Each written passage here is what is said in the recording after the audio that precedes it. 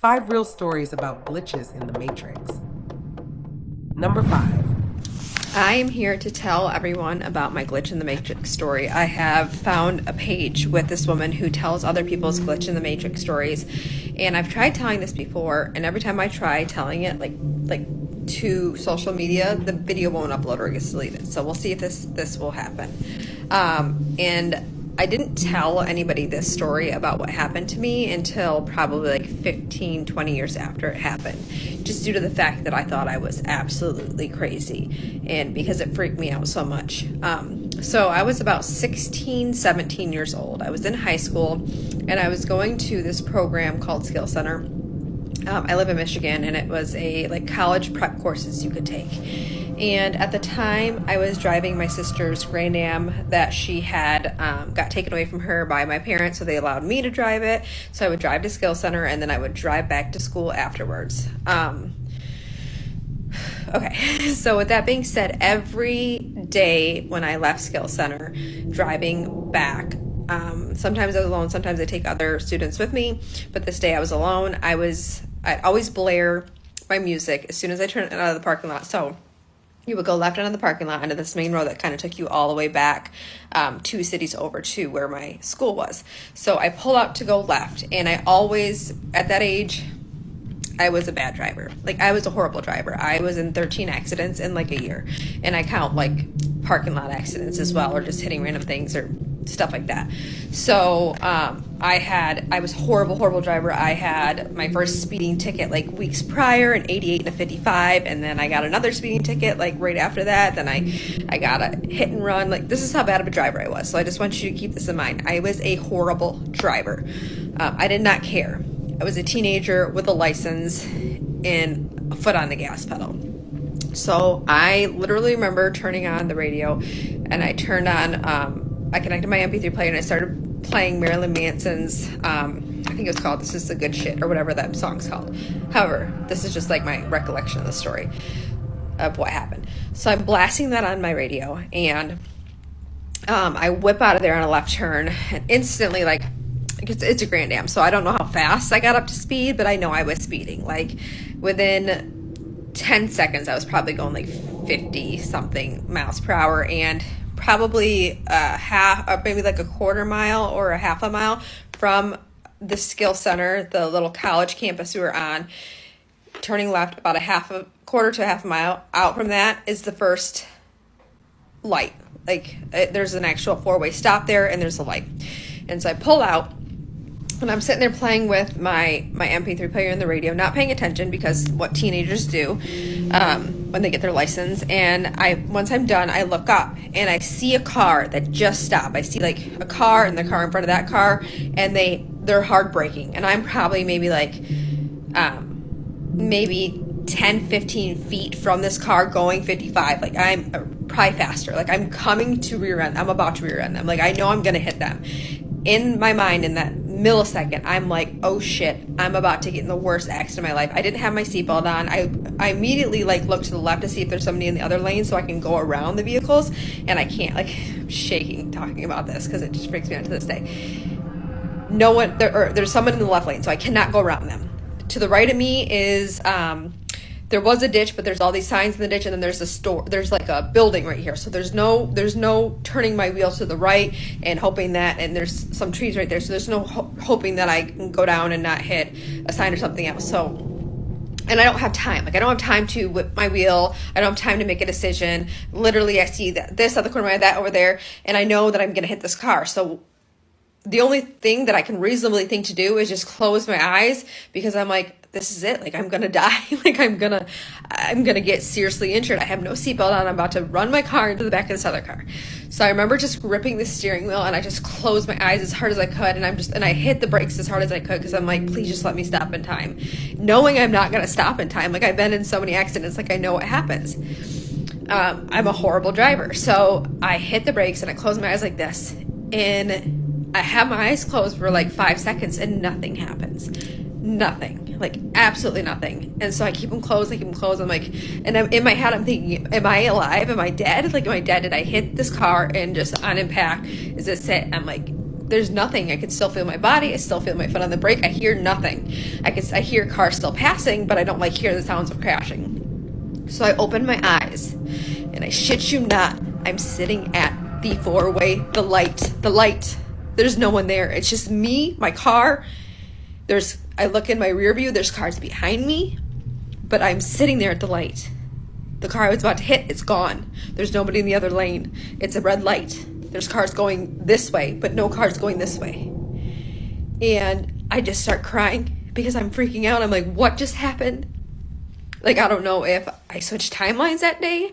I don't know if I died that day. I know that sounds crazy, but like in my young, impressionable mind, I could not make sense of what happened for weeks. Like, when I tell you I did tell a soul, I went into like this kind of like, I went into this weird place in my head where I thought I was in hell. I was like, I am in hell. I died and I went to hell.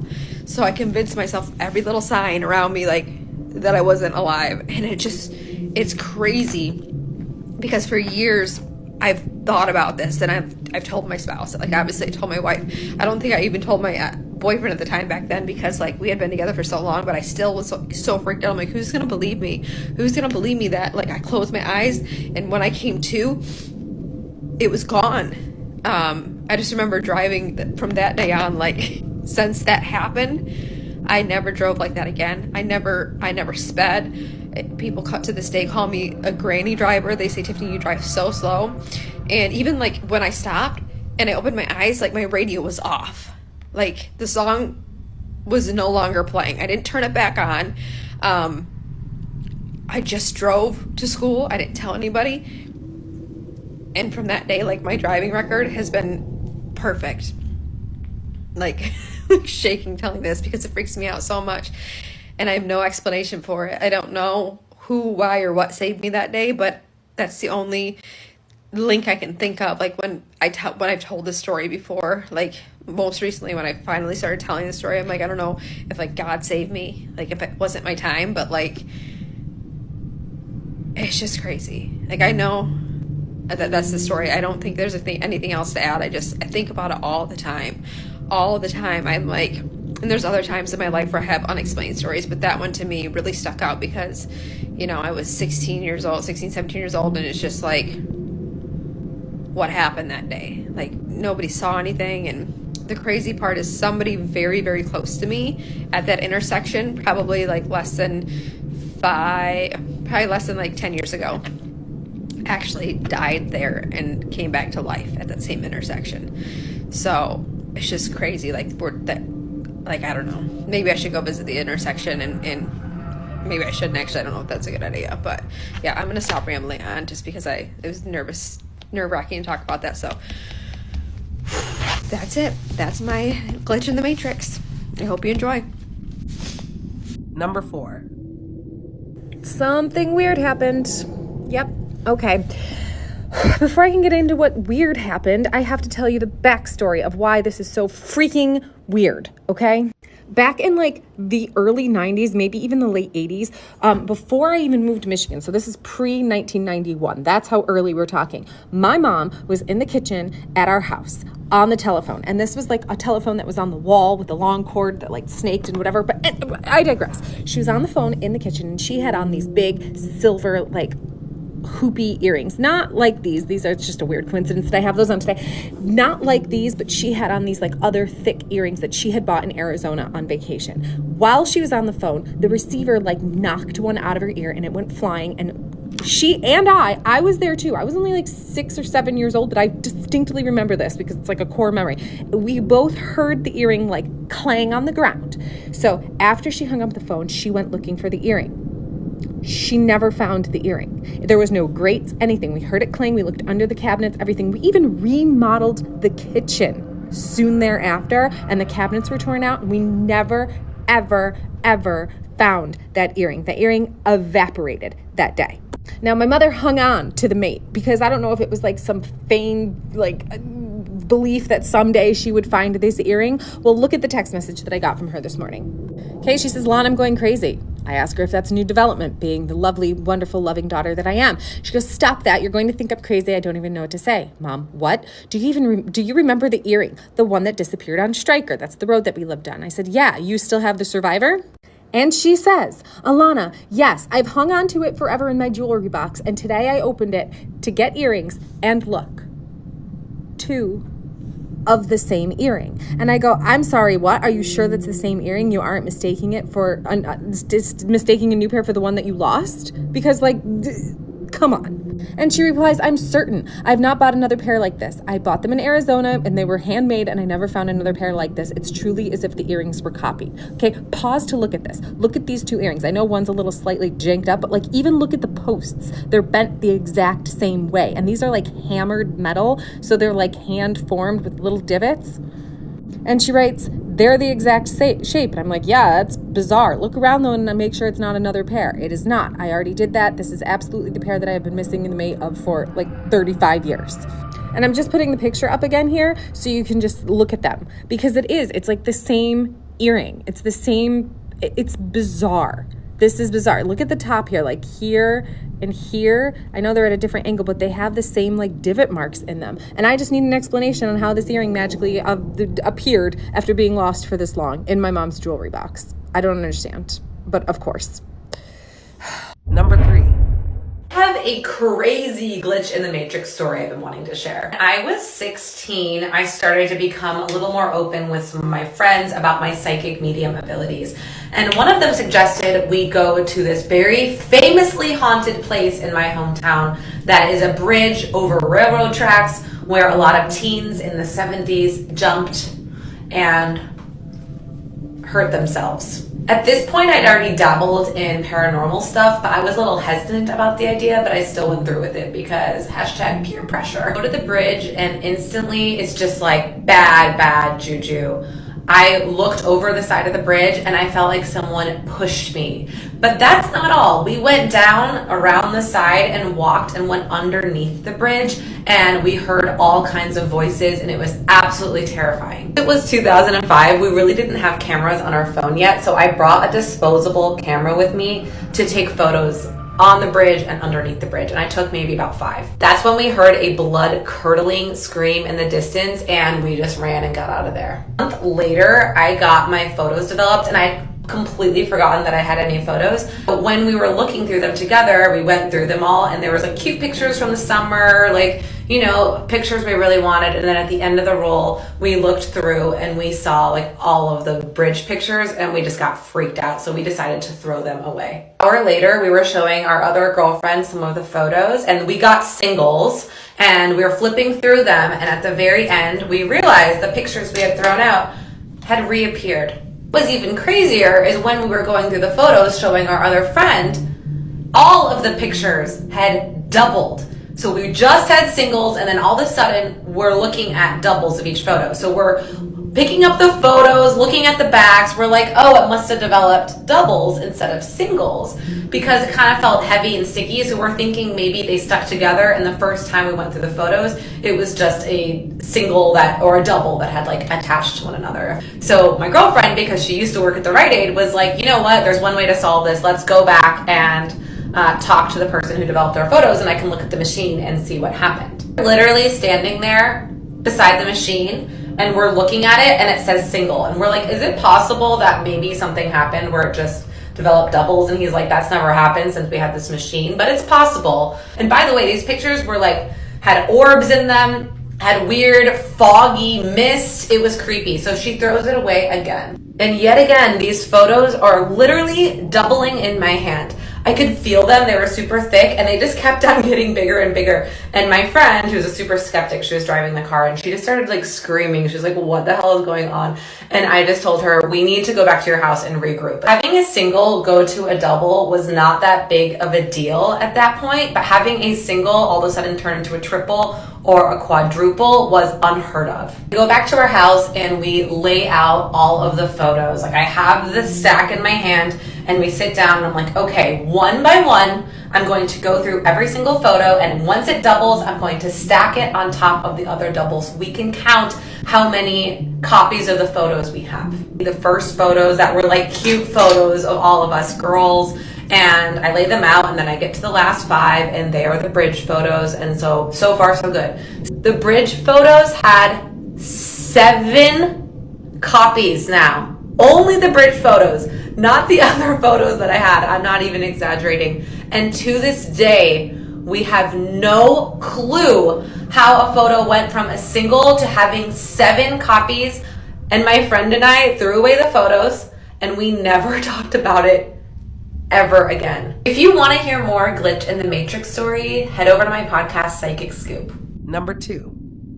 A friend who said that we could call him Andy sent us an email, and he says that he is 100% sure that he and we are living in a simulation. And he says that he feels this way because there is one particular character who has repeated consistently throughout his life. He said it started when he was about 7 years old, and he's now 47. And he says that this person is a filler character.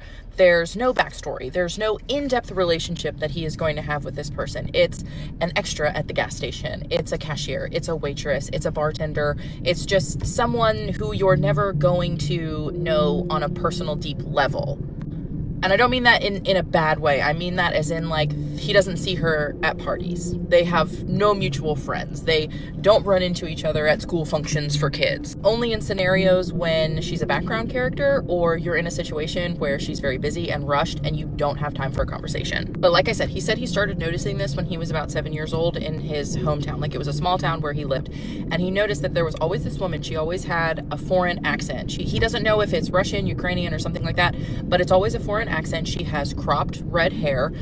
She's always dressed in black, even if she isn't like working in the situation that he sees her in. There's no like defining features even when it comes to her clothing. Andy told me that he lived in his hometown until he was 18 years old, and after high school he got out of there. Like, he was like, I'm leaving, I'm gonna go see the world. After that, he ends up joining the military. So he says he has been stationed all over the place, because he told me it wouldn't strike him as odd if he were to see this woman in the same place, in the same town, working like the same type of jobs or being a background person, if it was the same place. But he says he has lived from coast to coast and even on a remote island, and he has still encountered this woman.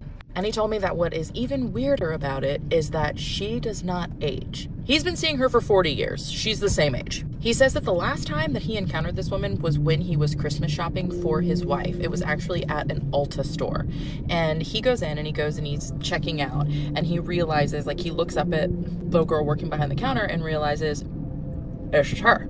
There's no one else in line. So he realizes, all right, I can actually have a conversation with her, like try to pull info out of her, like see where she's from, try to learn about her life. So he tries to do this and she glitches. He says that she just like glitches, like cannot answer the questions because it's just not that deep in there. And he said, no, it's not because she has an accent. She doesn't, speak English well. She speaks fine English. She just has a tiny slight bit of an accent. Like, you can tell that she is not from here. When I was reading this email, what was really freaking me out is that I feel like I've seen her too.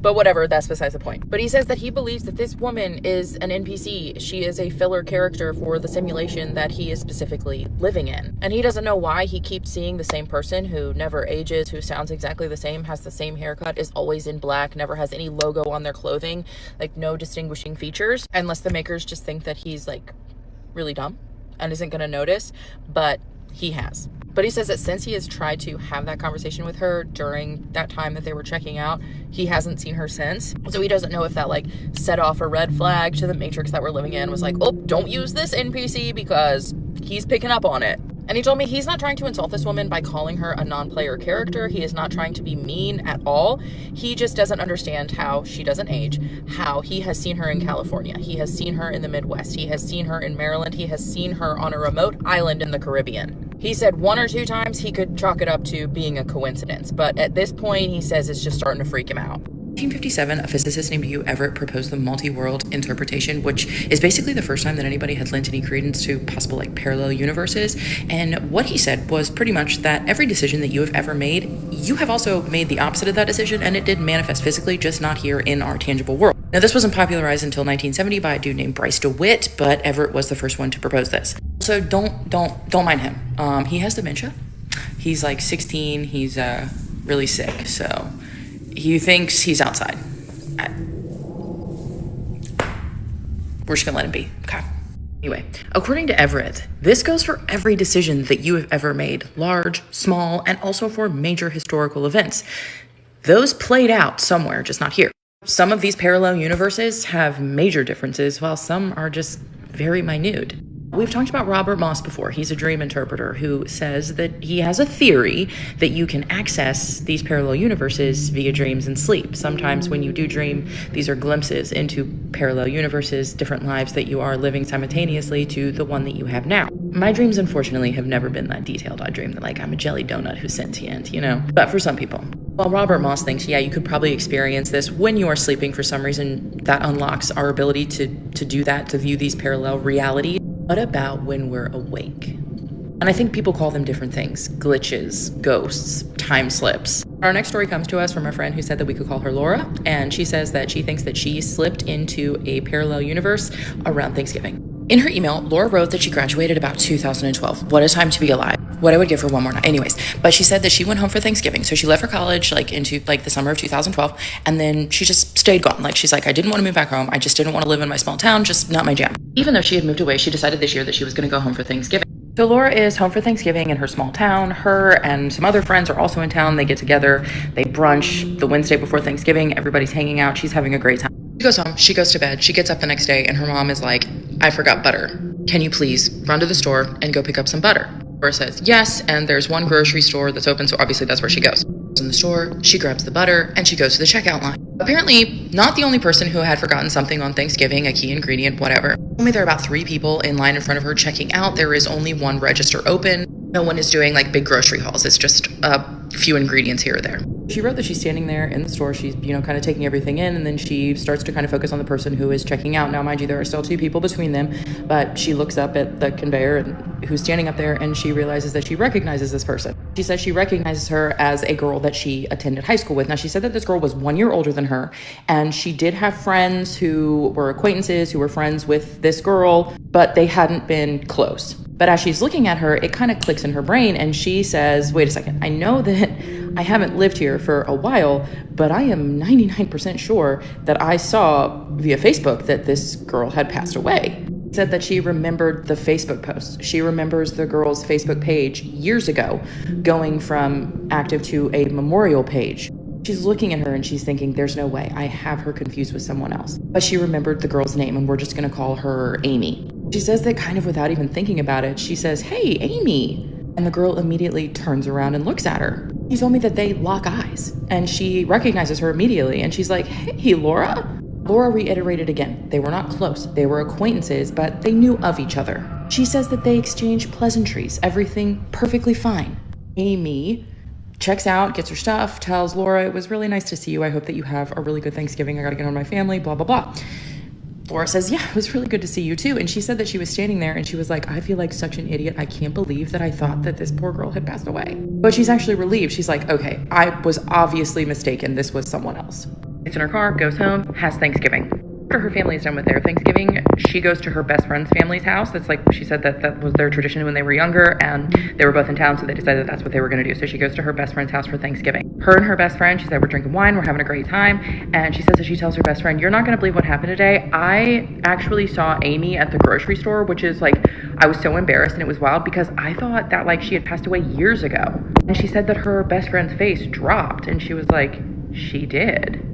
So Laura is sitting there and she's like, no, we're not thinking of the same person, because I literally saw her at the grocery store. We exchanged niceties. She was interacting with the cashier. She was interacting with the other people in line. She was physically there. She says that her best friend recounts the story of how this girl ended up passing away in great detail. And she was like, yeah, I remember that, but I just don't think we're thinking of the same person. She tells her best friend, she's like, look, I'm going to pull her up on Facebook and I'm going to show you who I'm talking about and show you that we're not thinking of the same person and I was really mistaken. She goes to pull up the girl's Facebook page, pulls it up. It's a memorial page.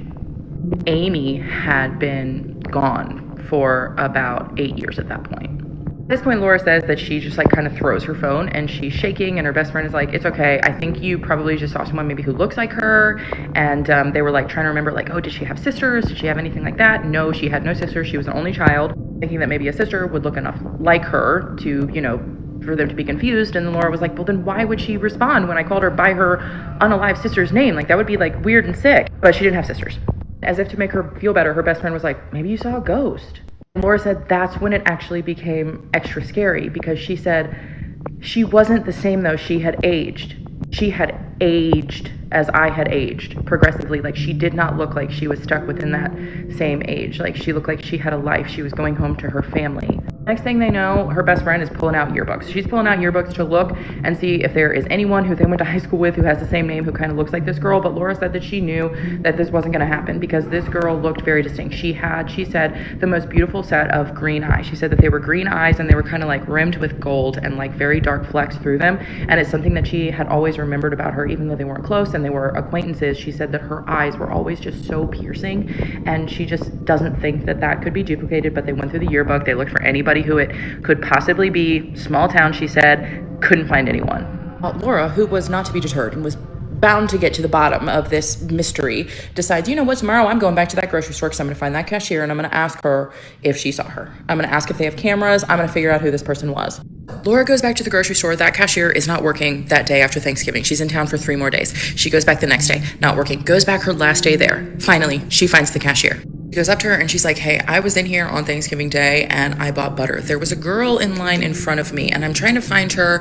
I just wanted to kind of get together with her before, you know, I left. And I was just wondering, did you happen to catch her last name, like on the credit card that she paid with? I think she's been married since I've, you know, moved away. I don't know. She says that the cashier looks at her and she's like, hey, sweetie, I can't just like give out that type of information. So I'm really sorry. And I do hope that you find your friend, but I just can't tell you that kind of stuff. And honestly, good on the cashier, because I think that's what we would all appreciate. Like, imagine if she was like, didn't have good intentions. Laura said that she was just like, okay, that's totally fine. Thank you. She's about to walk out the door. The cashier says, hey, you're saying that you were in here on Thanksgiving Day?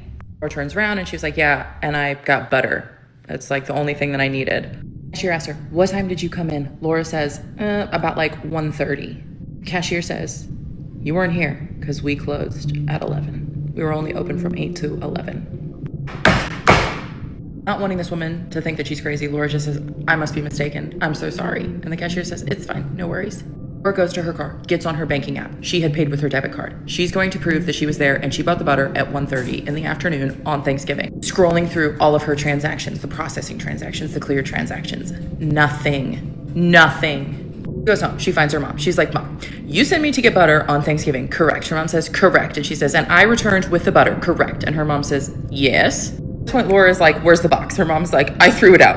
What is happening? Laura doesn't want to tell her mom. She doesn't want to tell anybody else. And she's just like, nothing, it's fine. I just like a rebate or something. I don't know. At this point, Laura says that she decides that she's just going to push this down because she doesn't want to tell anyone else about this. She's thinking she is having some sort of a mental slip. She does not tell her mom. She does not tell anyone in her family. She calls her best friend and she tells her like, oh, I figured it out. It was someone else I had, you know, I was confused. Like, please, like, don't spread the story. Like, let's not tell anyone about this. And her friend's like, yeah, of course. But Laura said that she has spent every moment since Thanksgiving thinking about this girl who she knows that she saw in this grocery store that supposedly was not actually open on Thanksgiving, even though she knows that she went there and bought this butter at 1:30, even though it closed at 11. She has checked her records on her banking for her debit card. Nothing. She has checked her other cards to see if maybe she pulled out a different one and thought that it was her debit card. Nothing showing that this transaction happened. The only proof that she had that this happened that day was the fact that her mom said, yeah, you came home with the butter. Laura said, I didn't see a ghost. I don't know what happened. The only thing that I can think is that I somehow slipped into a parallel reality where this girl never passed away. Laura will be reading the comments, but she wants to remain anonymous. She does not want this story to get out or reach like the girl's family or anything like that, which is completely understandable, and I respect that a lot. So she'll see the comments, but she won't be responding. Let me know what you guys think about that, and have a wonderful day. Number 1. So y'all look, I promise I believe that me and my kids jumped the timeline. Cause look, y'all, I know y'all wondering why I'm laying in the hospital bed wearing the snake brace, right? So look, I was driving, coming from Walmart, me and my kids. And when I tell y'all, I take this same road in the same way every time. Like, even my daughters said the same thing, y'all. I looked down at my phone, and my daughter, she was already on her phone, playing her game or whatever she was doing on her cell phone. But I looked down, y'all, at my phone. I wasn't even looking down that long. I cannot make this up, y'all. I had looked down at my phone. I can't even really remember what I looked down at my phone to do. So I don't even know if it's I jumped the timeline or went in a different dimension or what it was. But look, y'all, I looked down at my phone. I kid y'all not. When I look back up from looking at my phone, me and my kids was somewhere else, y'all. I cannot make this shit up. I don't even know what to call it right now. I don't even know what it is right now. I'm still in the shock, right? So look, y'all, when I look up, me and my kids, when I look up first. And the first thing I say is, where the fuck am I at? Like, I didn't even recognize where I was at. I was not where I was just at before I looked at my phone, y'all. I promise y'all, I was somewhere else. Like, I can't even breathe right now. It's, like, really freaking me out, right? So, look, when my kids heard me say it, like, because that's how much of a shock I was. Like, I was self-talking, but I was out loud. I'm like, man, what the fuck? Where the fuck am I at? Where's we at? Like, so my kids heard me and they look up. As soon as my kids look up, they say the same shit like, mama, where are we at? We was not just right here. Like, we was not just right here where we at. Like, we don't even know where we at. How did we even get right here? So look, y'all, I turn my GPS on and I pull somewhere the bus. First I turn my GPS on, y'all. So then when I turn my GPS on, I put my address in. I was like 30 minutes from my house. I don't even know how the fuck I even got that far. That's what the GPS said. I don't even know. So I turn in this place to do a U-turn to go back the other way, y'all. When I tell y'all, when I pull out of this place to go back the other way, and I come to a stop, while I'm sitting at a stop trying to make a left turn, a car slammed into the back of me hard as fuck, y'all. I cannot kid y'all. This is why I'm in the hospital right now with this neck brace. Like, my kids are getting checked out. They in the other room. My youngest child, they got her in the room with me because she was so hysterical and shit. She did not want to leave my side. She like still in shock about everything. Y'all, if somebody can tell me what the fuck was that, how did it happen, because I'm not even understanding. Like, I don't know if it's called a timeline jump, a dimension jump. I don't even know what the fuck it is, but y'all put some comments down below, because right now I'm not understanding what the fuck just happened, y'all. And y'all, what's so crazy about the car is they saying they didn't even see me. It's like I just appeared out of nowhere and they didn't even know I was there until they hit the back of my shit. Y'all, it's like I came through a portal or something. Either I came through a portal or they came through the portal behind me, and motherfucker didn't realize, because they did not even see me until they actually impacted my car, y'all. And I was sitting there when they slammed in the back of my car, y'all. I promise y'all. So somebody help me understand what the fuck is going on. Like, it's like I went through a portal and these people didn't see me until they hit the back of me, because they saying they didn't see me, but they don't even know. Okay, y'all, doctor, I gotta go. Y'all, it's some strange shit going on in the spiritual realm. It's some strange shit going on in the dream state. When I say y'all put y'all motherfucking armor on, it's some shit going on. This is why I am here right now in the hospital. I done brought some shit from my dream to my 3D reality, and I'm getting checked the fuck out right now. And when I tell y'all, it's been crazy shit going on in my dreams for a minute now, like vivid shit, me getting chased like by agents and motherfuckers trying to give me shit and harm me and do all types of shit to me in my motherfucking dream state. Now last night in my dreams, I couldn't understand all what was going on. It was so many different things that I was doing that was happening to me in my motherfucking dreams, y'all. But all I know, when I woke up, the same injury and shit that happened to me in my dreams was literally in my 3D reality when I woke up, y'all. And it's freaking me the fuck out. I'm telling y'all. Now, it's been times in my life, like the gifts I have and the things I can do as far as in my gifts and spiritual shit, that I done seen shit happen to people in my dreams that happened.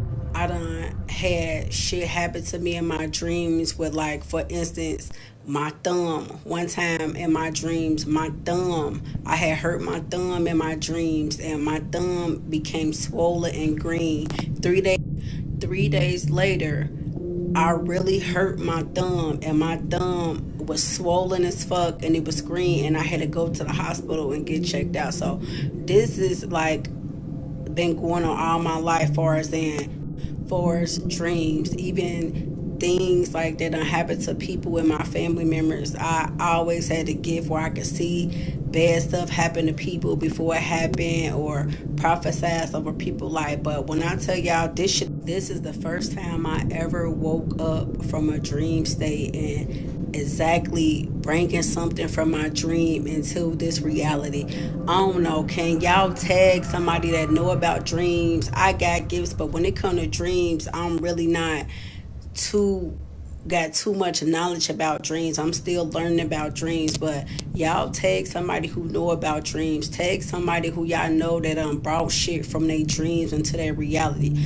I don't know, y'all. This shit freaking me out. I'm waiting on the doctor to come back in because they checking me out right motherfucking now. But I don't know, y'all. I really don't know. This shit freaking me out, and it's giving me flashbacks back till when last year I went through the portal a couple days before Thanksgiving, me and my kids. So it's just been a lot of spiritual shit going on throughout my whole life, but this is all new to me.